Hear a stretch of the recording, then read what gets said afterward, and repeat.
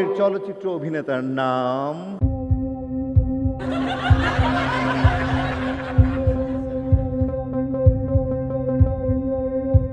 চলে যাব আমাদের পরবর্তী পুরস্কারে।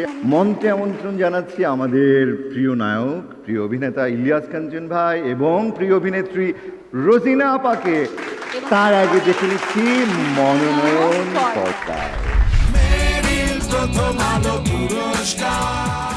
আমার দিকে দেখো, তুমি তুমি আমাকে বিশ্বাস করতো না, আমাকে পাগল ভাবছে না তো না?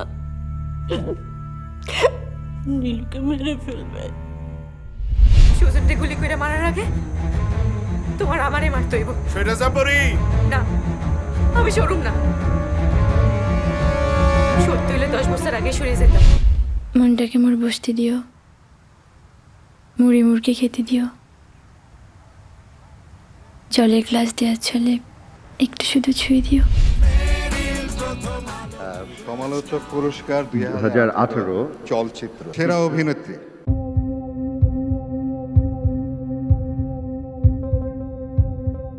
জয়া হাসান।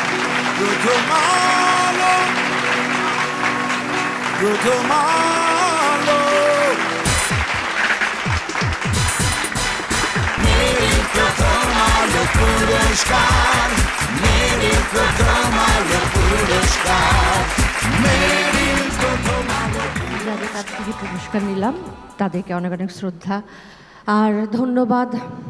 মেরিল, প্রথম আলো অবশ্যই, আর বিজ্ঞ জুরি বোর্ড তাদেরকেও।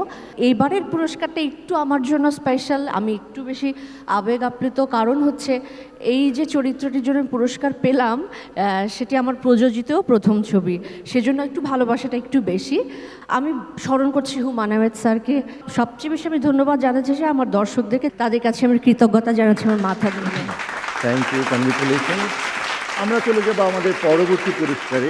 আর আমাদের পরবর্তী পুরস্কার সেরা অভিনেতা চলচ্চিত্র। পুরস্কার তুলে দেওয়ার জন্য মঞ্চে আহ্বান জানাচ্ছি আমাদের সবার প্রিয় মানুষ, পরিচালক মতিউর রহমান এবং নৃত্যশিল্পী লায়লা হাসানকে। আরে আপনি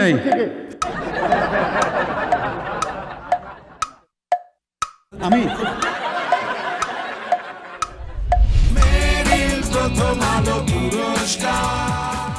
শুভ্রা,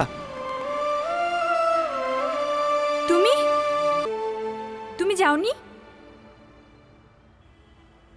চলো আমার সাথে, তোমাকে ছাড়া চলবে না। মন্দির টন্দির নিয়ে মানুষের ভয়ভীতি থাকে, সেটা হচ্ছে মূর্খ মানুষের। আমার সেটা নেই।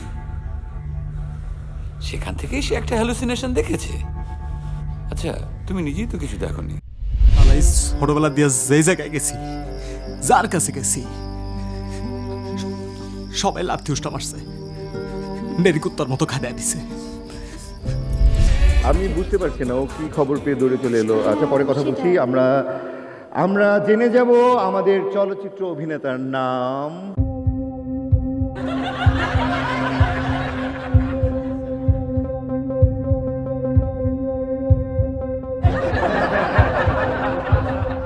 চঞ্চল চৌধুরী।